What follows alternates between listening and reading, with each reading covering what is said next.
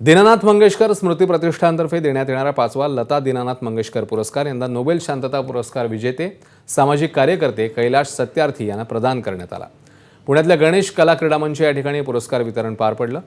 चित्रपटातल्या योगदानासाठी अभिनेत्री रवीना टंडन, नृत्यसेवेसाठी ज्येष्ठ नृत्यांगना विदुषी शमा भाटे, नाटक तसंच सिनेमा क्षेत्रातील भरीव कामगिरीसाठी अभिनेता सुबोध भावे, संगीत क्षेत्रासाठी गायक महेश काळे आणि पत्रकारितेतील कार्याचा गौरव म्हणून ज्येष्ठ पत्रकार सुशील कुलकर्णी यांना पुरस्कार प्रदान करण्यात आला। प्रदीर्घ साहित्य सेवेसाठीचा वाघविलासिनी पुरस्कार ज्येष्ठ साहित्यिक अच्युत गोडबोले यांना देण्यात आला। अभिनेत्री प्राजक्ता माळीला चित्रपट सेवा पुरस्काराने गौरवण्यात आलं। तर उत्कृष्ट नाट्य निर्मितीसाठी दिला जाणारा मोहन वाघ पुरस्कार यंदा जिगीषा अष्टविनायक संस्थेची निर्मिती असलेल्या भूमिका या नाटकाला देण्यात आला। समाजसेवेसाठीच्या आनंदमयी पुरस्काराने वसुंधरा संजीवनी मंडळाला सन्मानित करण्यात आले।